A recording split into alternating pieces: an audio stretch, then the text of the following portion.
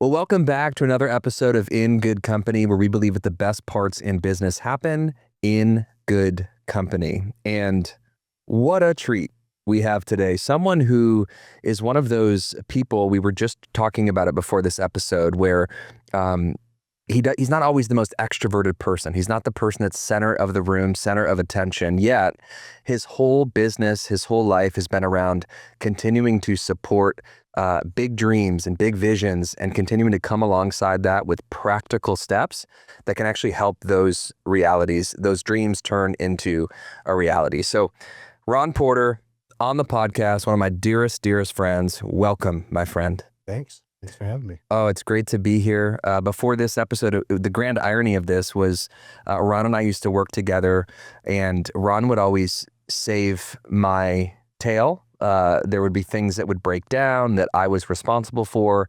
My first phone call was always, "Hey, Ropo, not really sure how I got into this problem, but I really need your help."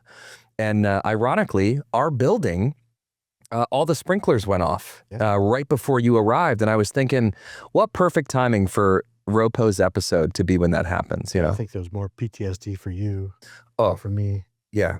Well, yeah, because you actually knew what you were doing. Well, yeah. And I tend to thrive in panic mode situations. Yeah. The more chaos there is, the more comfortable I am. So if that's the case, if you'd like us to turn back on the sprinklers or at least the alarm during this episode, we're happy to do it. But no, it's okay. I'd rather have you be comfortable. Okay, thank you. That's moral of our friendship. Give us a rundown for those that don't know Ron Porter. Where did you grow up? What's some of your work experience, life? Yeah. What's the story? Yeah, I grew up on a farm up near Watertown, New York. Been there. You have been there. We had our wedding there 8 years ago. We have right down the street from our farm was Porter's Pond, where I grew up having parties of 300-400 people, pretty much 3-4 times a summer. So we did a lot of landscaping there, and a lot of this turned into a beautiful space, which is kind of led into what I'm doing now. But then I went to Syracuse University for hospitality.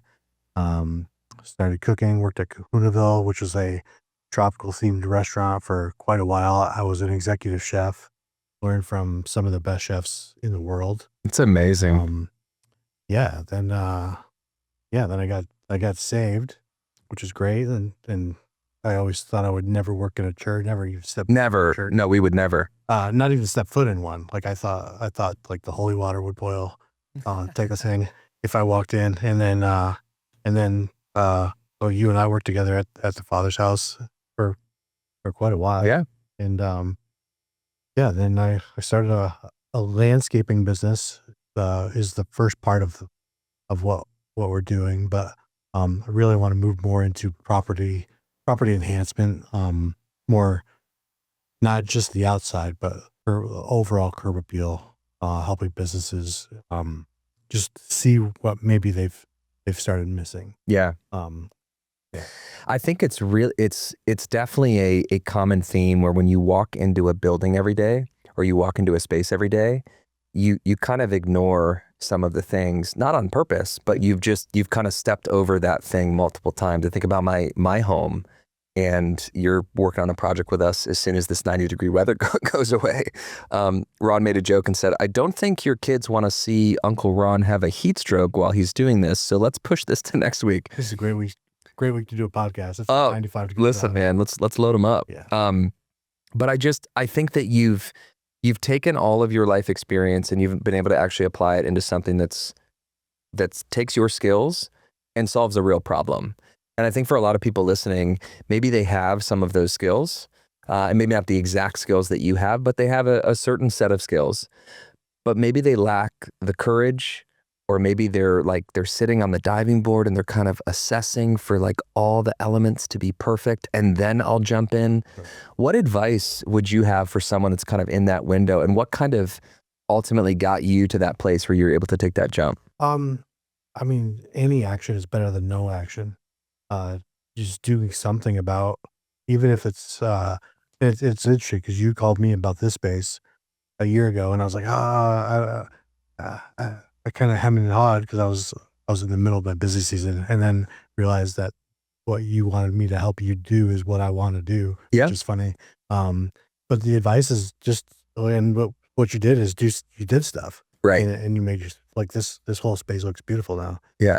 So, yeah, I don't know if I helped you, if I No. encouraged you in that or Yeah. No, that's more than encouraging. And I think what I actually like about your answer is that it's a daily decision to overcome that thing. Yeah. So you overcame it when you started the business. Sure. And then there have been pockets, of course, in my business too, where it's like, oof, here we are again.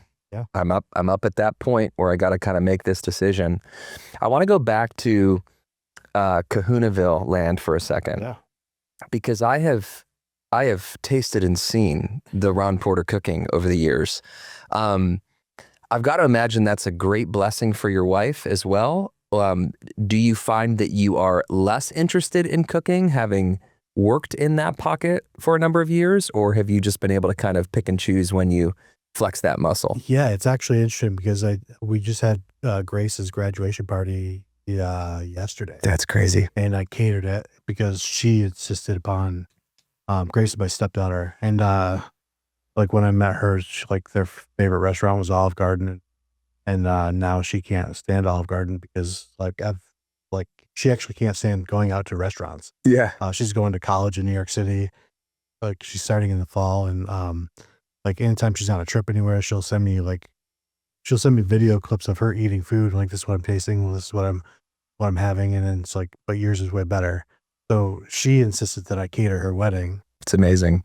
which, yeah, anybody that's asked me to cater in the last 10 years, my answer is like, you can't afford me because I don't want to do it. Yeah. Yeah. But I actually realized even just this weekend that like that's actually when I'm at my most calm. Yeah. When I'm like creating something Yeah. with food. Yeah. It's art. 100%. Yeah. Yeah.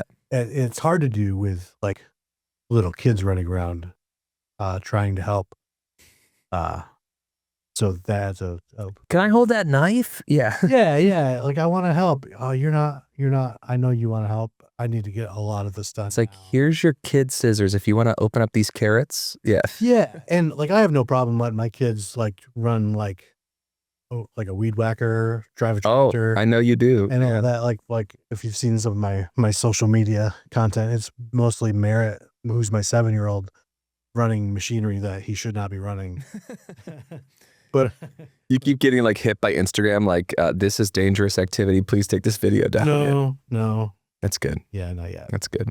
There's no- I'm happy you brought up Grace because there's so many aspects of your story that I just think are going to connect with different people. And I have stolen so many quotes from you.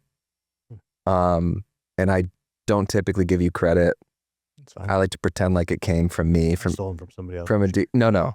But you said something, for someone that's listening, you got married later in life, and there was this thing that you would say kind of on a reoccurring track when some of our peers or friends would be maybe complaining about their spouse or complaining about, I got to take the kids to this event again, and I got to do this and do that. And I'm going to probably butcher it, but you said something along the lines of, stop complaining about the thing that I'm praying for. Yeah.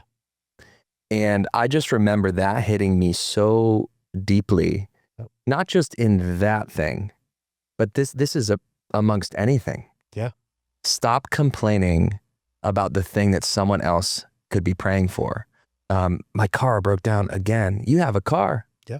Someone is praying to have reliable transportation, right? It can be applied anywhere. So talking about that window of your life when you were kind of in that singleness period, now looking at where you're at today, it's like every time I see your videos pop up, I think about the Ropo that I knew that was praying, believing, and look at what God has done. I mean, it's even more than you could have imagined. Talk a little bit about that journey and how that's helped continue to define who you are as a man today. Yeah, it's like there was a like a women's small group that would meet at the church every Tuesday, and like their kids were awesome, their husbands were awesome. I was friends with all their husbands.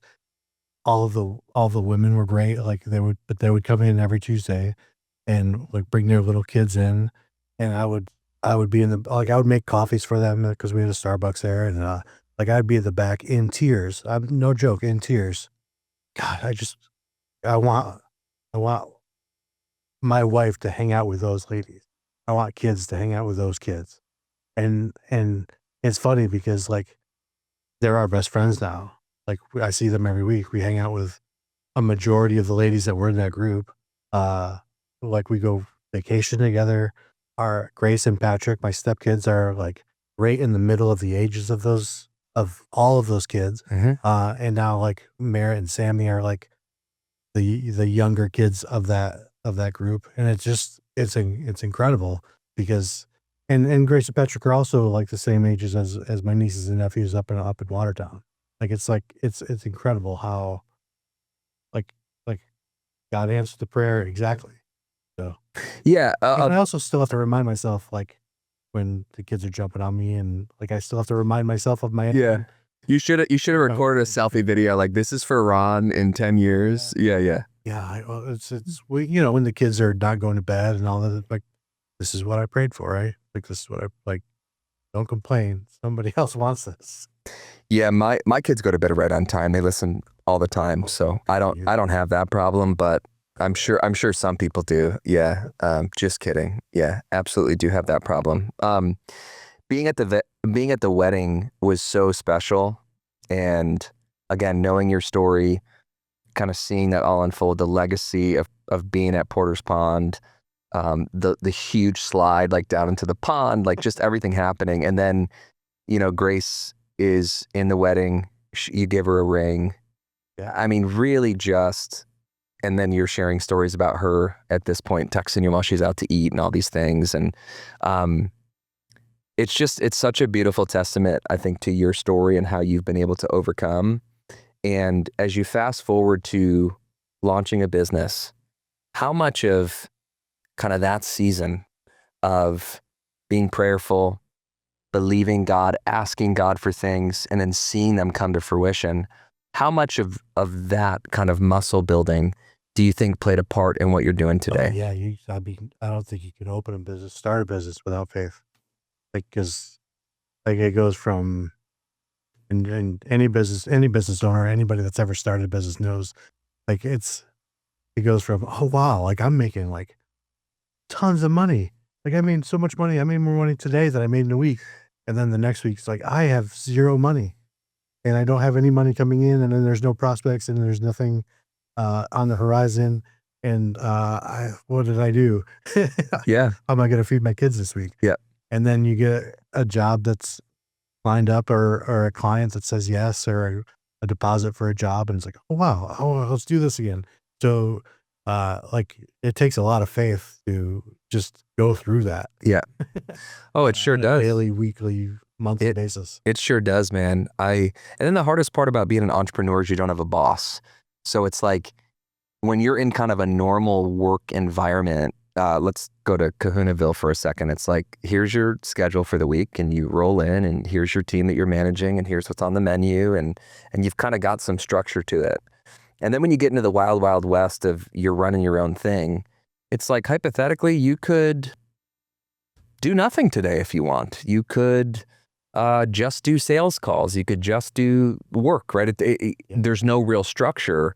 What has kind of been those areas where you have really seen not just growth, but where have you been able to find good guardrails in this wild, wild west of what should I be working on today? What's the next right step for me to take? How have you been able to find that clarity? I haven't. Yeah. Yeah. To be honest, I haven't yet. And I used to be a workaholic, and now I'm a dadaholic. Yeah. I'd rather be a dad. I want to get my kid out of the bus in the morning. Yep. It's funny because now I've got the wisdom to run a business and none of the energy. 'Cause Got I'm it. old. Oh, you're so old. Yeah. Yeah. So it's hard some days to do. Today's 95. This whole week is 95. I called you. I'm like, Mike, I'm not working at your house this week because Yeah. Of course. I don't want to die in your yard. Didn't second guess it. Yeah. Yeah, it is what it is. Sorry. Yeah. So right now, like I call it a business, but it's just me. And Yeah. like I don't have employees yet. Yeah. I'm not big enough yet to where. But let me cut you off for a second. I do think this can be a trap for some people that want to grow and build a business. Yeah. Is they look at other businesses or other ventures that are out there and they think, I need to build a team and I need to have an office and I need to, become an S corp and hire an accountant to do this and that and everything else. And I just think we live in a time right now where you don't have to do any of those things. If you are at a place where you say, my family needs to make $10,000 a month for us to survive, great. Whatever you got to do to get that number to 10,000, do that. Yeah. If it grows from there and if you want to scale from there, wonderful. But I think not forgetting why you got started in the first place. And my gut, and this is the same for me, is that you got started so that you could build your own schedule. Yep. You could be that super dad. You could get your kids on the bus. Yep. So that's why you started it. Of course. And so to keep the main thing and continue to build around there, I think that's really important. Yeah. So talk about the early stages of your business, because this is, I think, the fun part for me with ChatGPT and different logos and websites and all these other things. You're the type of guy that if you have an idea, you will get it done. Like, Yep. Come hell or high water, it will be done. And quickly, typically. Give us the rundown from, this isn't just a good idea, but like, this is happening. Like, oh crap, this is happening. And how quickly was it like, got a logo, got this website, got this stuff? Like, give us the rundown. Yeah, it was, I mean, the logo started kind of like this ChatGPT and like it spit out a whole bunch of stuff that was terrible. And I just, like, AI is amazing, but there's also actual intelligence, which is, Fair. that's my version of AI. I like that. Yeah. If you don't put actual intelligence into the artificial intelligence, you're still going to get garbage. Yeah. And I just even like our logo, I wanted it to be like a Cub Scout badge type of look, old school style, because I'm old and, Oh, you're sold. Yeah. yeah, and a little blue collar, but also like a little fun. So like, I don't know if it's the best version of the logo, but here it is. So, it's just using those tools that like, even like our website, like I didn't have a website for a year. A friend told me about a different AI web building thing. Yeah. I built a website in half an hour. Yeah. And it's like, it's better than the one I had. Yeah. It's not perfect. It's not, again, it's something is better than nothing. Yeah. And, yeah, so. Yeah. It's so interesting, back to what I said about, like, I think a lot of people do sit at that diving board window of their life, whether it's for their job or for what, I'm just not happy, then do something about it. Yeah. And the amount of tools that are out there where, I was sitting in the fourth bedroom of my home. I went to Fiverr.com. Some guy overseas made a logo for me for, I don't know, $200, I'll call it. This is before ChatGPT and things. And I just ran with it. And I was doing probably $20,000 to $30,000 a month out of the fourth bedroom of my home on the computer. Yeah. And it wasn't because of my degree. It wasn't because of my previous experience. It was, I have a problem, these people have a problem that I have the skills to solve. And I genuinely care about people and doing the right thing and showing up, do what I say I'm going to do. Yep. And I think that those are the kind of things, both in the faith place that we worked, of course, as well as just, you are a good person and you want to serve people well. Your prices are fair, your work is good. And if something breaks, you'll come back and fix it. Yeah. And that type of old school, blue collar, grow up on the farm type energy, unfortunately, in the world of AI and some of these other things, it does feel like that is going away, or it's like underappreciated, undercelebrated. Right. How have you been able to instill that in your kids, in your business, with, again, all the shiny new things of the world kind of pulling people away from the belly to belly, look you in the eyes, firm handshake? How have you been able to keep that standard? Well, it's interesting because I do bring my kids on jobs. Like Patrick, my stepson, and one of his buddies helped me on a job, and actually, uh, and I had to go back today and fix it because it wasn't, they didn't do the good enough job. So, and we also had a bunch of other stuff going on this weekend. So I really went and like I didn't double check them. Mm. So, uh, like I just had to go fix the chip. I had to go fix it. I'm not going to charge the client for that. Yeah. Because we didn't do it right the first time. So I'll have that conversation with Patrick. He just went on a trip to Houston this morning as well. So No. This is the conversation with Patrick. He's gonna watch this, and yeah, we're having the conversation right hey, now. Patrick. Yeah. No, and they're like he like he's 15-year-old kid. He had one of his buddies helping. It was his first time ever doing anything like that. So like Yeah. like I just didn't train him well enough is really Yeah. the reality. But But even what he's gonna learn in that, yeah. it's and listen, he may show up and be frustrated, like, oh, dad made me do this again. Like, what are we doing? Oh yeah, we'll do that. Yeah. For sure. The next time he comes, hey, like, we're gonna do this till it's done. And like I'm not paying you by the hour, I'm paying you by the job on this one.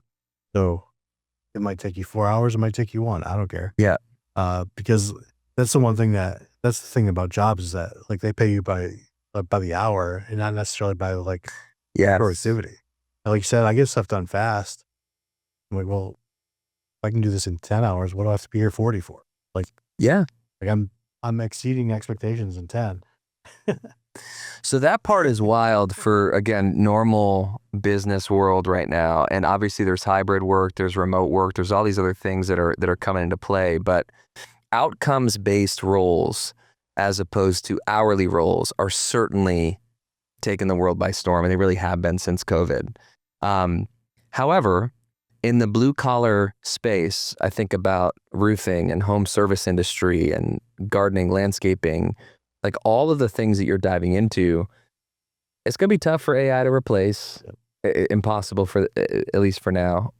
But that is on the rise. And again, I think you being a part of it is that's really exciting. Yeah, I think so. I don't know why I went from hard work, like I grew up on a farm, to working in a kitchen to now landscaping. I used to think I was smart, but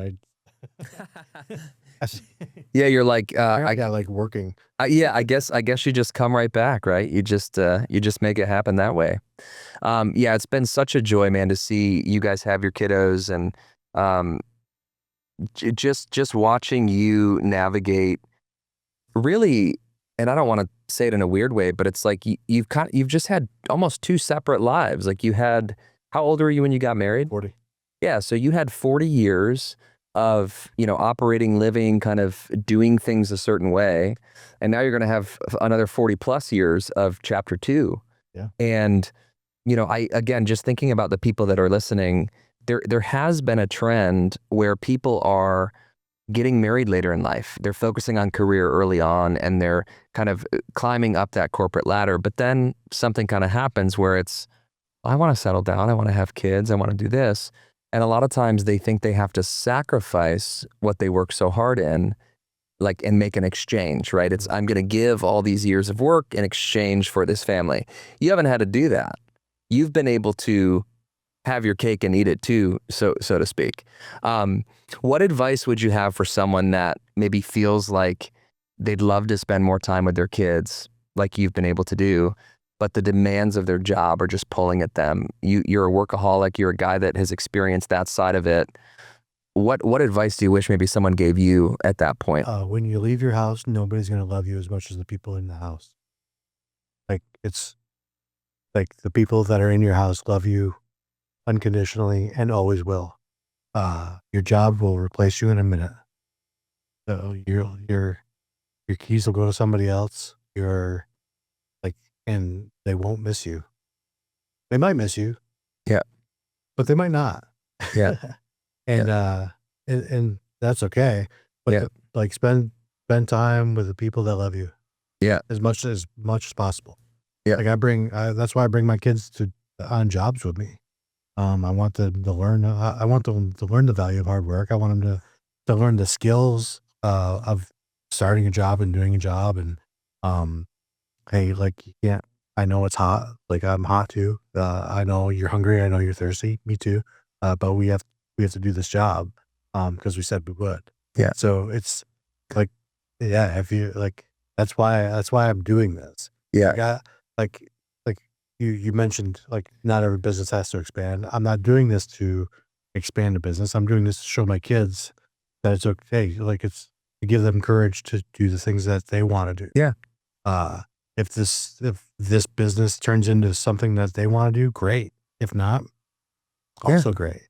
Like Merit, as soon as you can start talking, like, Dad, when are we going to start Merit's mowing? When are we going to start Merit's mowing? I'm like, buddy, you're 3. Yeah. You've got a little Can't toy push a mower. Like, Yeah. so like I made his logo before I made mine and bought a magnet for I bought a magnet for Merit's mowing before I bought Porterhouse Services I love it. and put it on my truck. Cause I want to show him that it's like, that it's still on my truck, but Merit's mowing isn't a thing yet. Cause he still can't push a mower. He's 7 now. He's getting there, but I love it. it's not quite there yet. Well, it's wild, man. Next Even year. yeah. Yeah, eight's a good time. It's a good Eight's a good time. There's a guy in my neighborhood. He's a school teacher, and he just knocked on all the doors in our neighborhood, and said, "Hey, I can mow your lawn for $30." Yeah. And he's upgraded his equipment. His 15-year-old boy's got his headphones in, and they're double doing it, probably 20 minutes. Yeah. You know, doing all the, like, everything's tight, right? They're doing the fence line with weed whacking. They're getting the, like, everything is tidy and clean, and then boom, they load it back up on the trailer. They move to the next house, and I'm sitting here like trying to do the math. I'm like, dude, if this guy hits 10 houses in a single afternoon at 30 minutes a clip, and he's making $300 a day, and he's a school teacher, Yeah. he's doing all right. He's doing okay. He's got a little snowplow thing on the front of his truck, and he says, "Hey, I can also clear out your driveways each morning with the snow." He lives in the neighborhood. That's a very short commute to do it. He's doing his driveway anyway. Right, but again, it's like, if you find those problems to solve, the other point that I think is critical in the work that you do is you have to humble yourself to say, I'm not above this, or I'm not, when you're pursuing a job, when you're pursuing a role, there are so many things that you can do, but I feel like it's a trend in this episode. I just keep saying, you have to find a problem to solve, something that is a reoccurring problem. Yeah. And then people don't know how you can help them unless you tell them. So then you knock on their door, or you post on social media and say, here's how I can help you. I can do this, this, this, or this. Here's one of these, must be one of your problems, and here you go. And I just love that you've been able to say, I'm going to take all that experience, I'm going to pour it into this, and you're able to bring your kids with you. I think it's absolutely encouraging. We have a part of our episode called Fails of the Week. It's one of my favorite parts. Social media is a very easy game to say, oh, look at all the good stuff I'm doing. This is easy. Doesn't have to be from this week, but what would you say is one of those fails early on in this biz that you were like, oof? Yeah.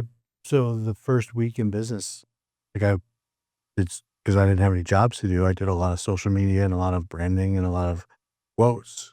So well, it was not necessarily a fail, but I booked 14 jobs my first week.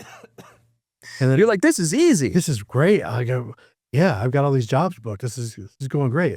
Then I had to do the jobs, and it's just me. And some of those jobs, then there's weather. Like it rained for the month, so that put I'm like just making a mud mess in somebody's backyard. Yeah. As I said, I'd do the job. So like the whole first year of business was probably like it's every week is a failure, because it's like, oh my God, I have to, when people are like, I'm taking deposits and like, I'll see you in like 6 weeks. Wait, what? So I'm trying not to do that. But then this year I overcorrected and then didn't book enough jobs. Right. So it's like I didn't want to book too far in advance, but now I'm like just kind of threading the needle a little too close. So again, you find out, you live, you learn. Yeah. Try, fail, adjust. Well, I mean, you use like the silly example of, you know, one of your boys going, I'm hungry, I'm hot. It's like, okay, so next time we come, we're going to pack some granola bars. You're going to have a couple of cold waters with it. And it's like a silly example, but it's like, you learned that lesson.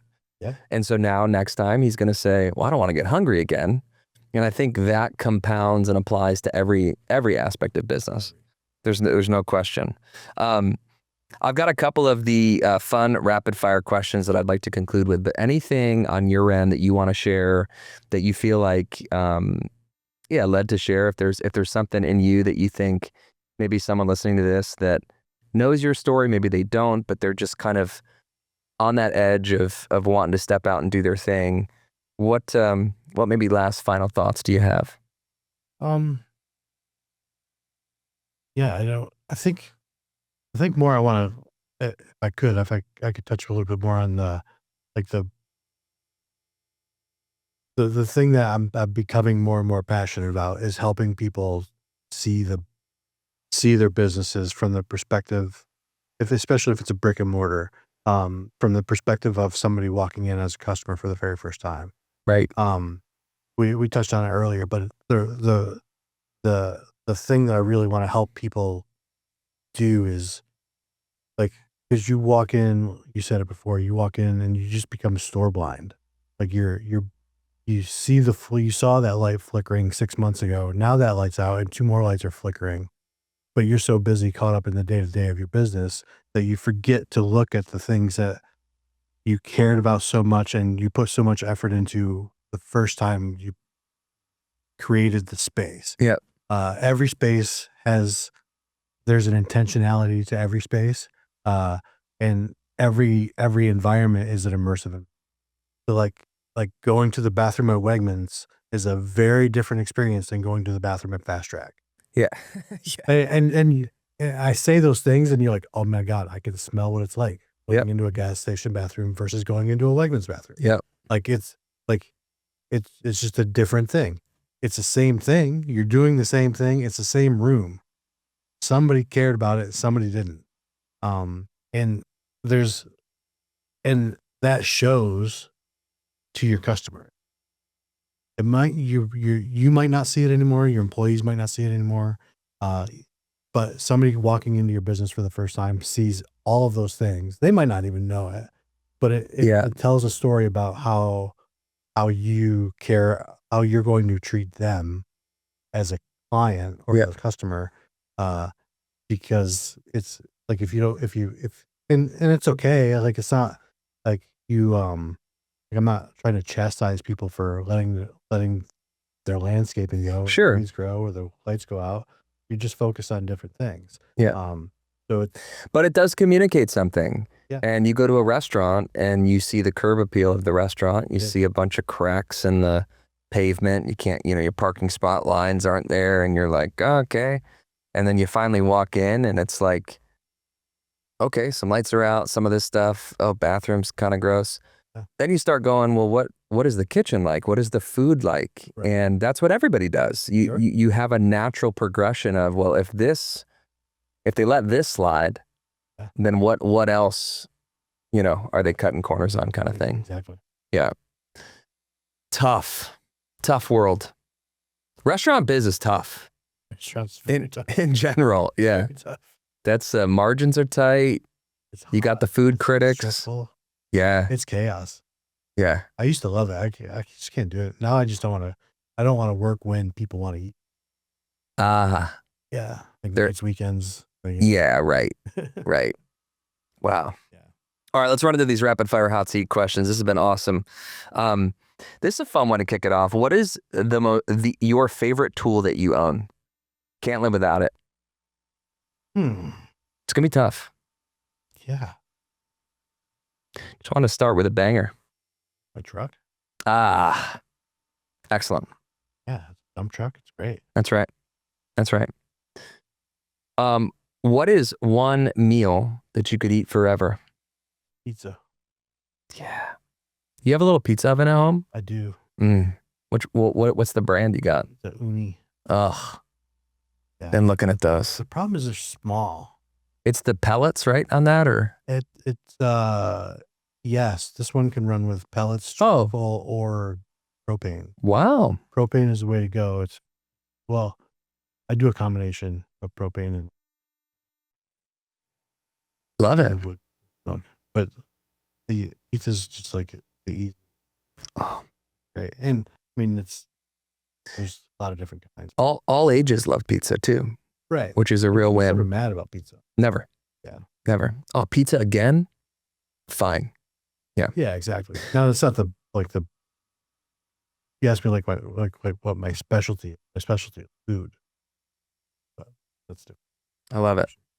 What is your routine? Are you an early bird or a night owl?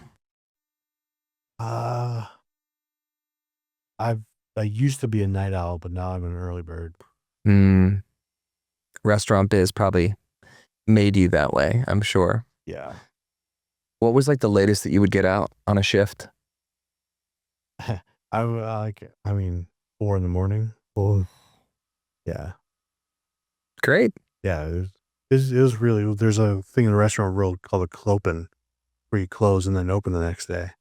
So you get out at 4, like 2, 3 o'clock in the morning and then back at 7. Oh, great. Those are fun. Yeah, that sounds great. Yeah, they're not. Yeah, just to be clear, that is sarcasm. Yeah. Is there any kind of podcast, book, resource, maybe leadership person that you really recommend? You think it's someone that you really have been impacted by? A friend of mine called a very wealthy businessman and asked him what best book to read, and his answer was, "I don't fucking read. I just do stuff." I don't know if you can use that. I love that. Oh, I'll definitely use that. That's great. That's the funny thing is, like, I used to read a ton of leadership books. Yeah. And like, again, like you can have all the knowledge you want, but if you don't do something with it, it doesn't matter. Yeah. So all of, like, John Maxwell quotes every other leadership book. Yeah, right. There's some original thoughts, but all of the, like, read John Maxwell, you'll learn about leadership because he's great at quoting other people about leadership stuff. Yeah. Because he's just done more research about it than anybody else. Yeah. There's like, if you want to learn about stuff, there's, I mean, infinite amount of stuff about leadership, which is great because everybody has an opinion. Yeah. But there's really only a few. Like, treat people as you want to be treated. The golden rule: love your neighbor as you love yourself. Yeah. And like, the Bible is a great one. Yeah, right. For sure. That's all. It all came from there. Same with podcasts. Like, all of the good thoughts they're just regurgitated Right. a different way. Right. Which is awesome, which is fine. But at the end of the day, if you don't do anything with the knowledge, it doesn't matter anyway. Yeah, and again, what you learned at Porter's Pond as a kid, it's like that's the greatest podcast you could ever have. That's the greatest resource. I mean, you're putting one foot in front of the other. You're learning, you're failing, you're getting back up, you're trying again. Yeah. And I think that's the beauty, man, of inviting the kids to be a part of that with you. And this has been great, man. I think the thing I want to conclude with is it's very easy for people to be dreamers, but it's very difficult to actually build the dream. Yeah. And you're doing that, man. And it's the honor of a lifetime to just be on this journey together and to watch how you've continued to pursue God and love your family, and really, really encouraged by you, man. Appreciate you being on. Thanks for having me. Of course. And hey, thank you for tuning in to another episode of In Good Company, where we really do believe that the best parts in business happen in good company. Take care. Thanks for listening to In Good Company. Be sure to subscribe wherever you heard this podcast so you never miss a future episode. For more information or to connect with Mike, visit him online at thomasmediagroup.co or on Instagram at Michael L. Thomas. Thanks again for listening, and remember, the best of business happens in good company. We'll see you next time.